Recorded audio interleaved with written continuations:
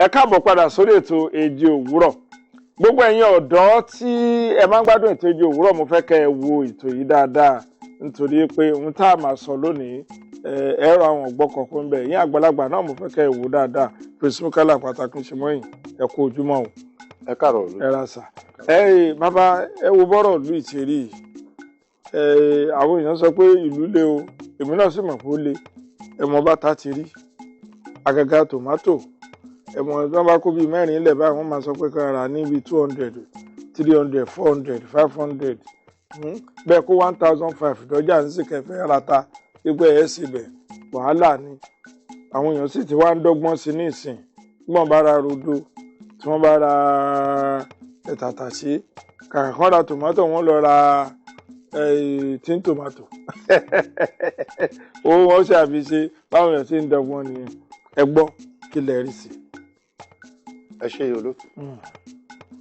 Gbogbo èyí tó ń ṣẹlẹ̀ ń sìn, àwọn kan ti rí tipẹ́ pé àádójú àwọn kan mọ̀ tó bá dé stage kan wàhálà ìmọ̀ wa. Kò sí tó ti sọ fún ìjọba rí tẹ́lẹ̀ but unfortunately àwọn ìjọba tá à ní Nàìjíríà mo ti pé tó bá fún yàn appointment ó ti rí as opportunity kó ń lọ make owó. Kì í ṣe pé kọ́ máa fi sọ pé ńgbà tí mo wà ń bẹ̀ nǹkan báyìí ló lè ṣe nǹkan báyìí ló ṣe ìyàtọ̀ báyìí lágbájá mi kò sí yẹn bí.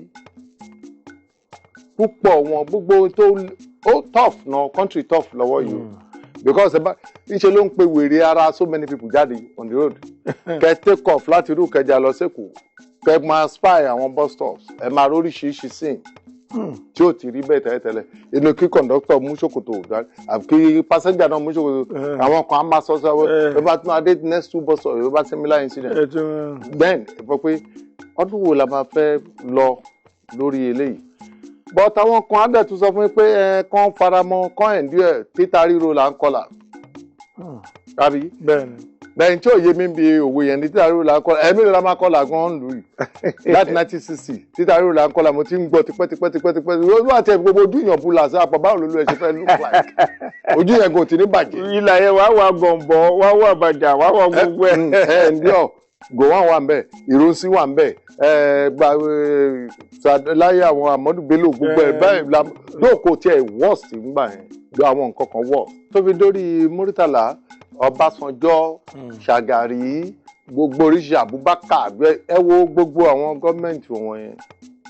wọ́n fẹ́ẹ́ lọ sọ pé time Muritala yẹ lójú 6 months lọ́kọ́ tó assassinate then this president náà tó wà ń bẹ̀ Buhari àwọn ẹ̀ náà lójú wọn yíya lọ kí Babangida tó gíga everything so àti gba because tabanika dárúkọ ẹnìkan lórí Canada ìpò bóyá wọn hate ẹ but Nigerians náà mọ̀ pé ó dórí ìjọba kan complex ní worst in Nigeria mi nígbà tán ó lè wá di way of life gbogbo ẹ̀ ń lọ yánmọ̀yánmọ̀ bọ́tà tó lójú níwọ̀n pé tó bá yánjọ́ kan but olùgbàlà yẹn láàmú gbé àwọn kan tó kọrin olórí oko ṣì ń bọ̀ wá oríṣiríṣi láti rí àti cowboy àti kíní àti gbogbo ohun tó tẹ̀ wá ṣẹlẹ̀ ní jọ́ǹtà ìgbìm lórí ọ̀rọ̀ tepo. Tepo yẹn. ní in the 80s. bẹ́ẹ̀ni.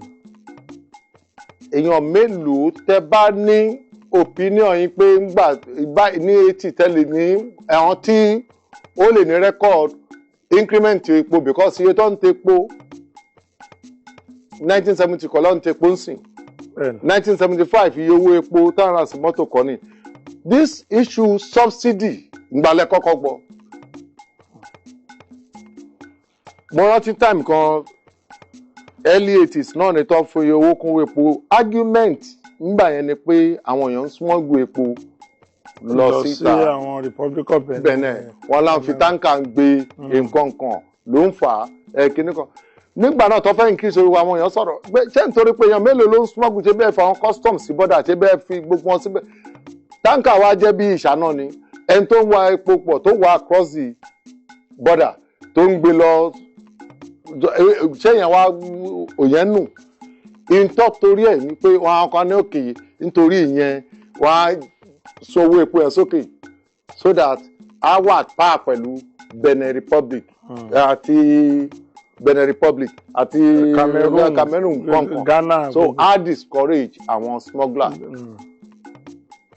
tí agbọ́ngbà ènìyàn pé èèyàn mélòó ló ń smuggle ṣe máa fi tẹ máa ní wá lára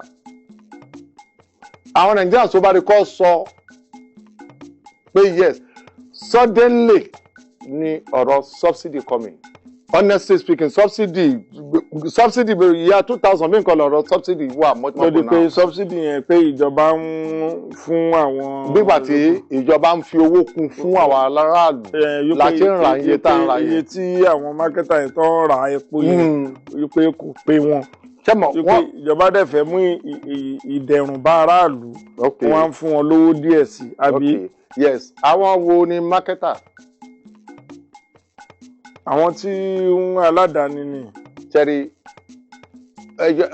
mo sọ pọ́lísì tá a máa ń lò Nàìjíríà bíi pọ́lísì òyìnbó òkòlè àìjáfara lòyìnbó kọ̀ la lọ́n adopt ó lè sólè ó dà ó jáfara ẹ gbọ́dọ̀ fún ẹ má fún wọn chance.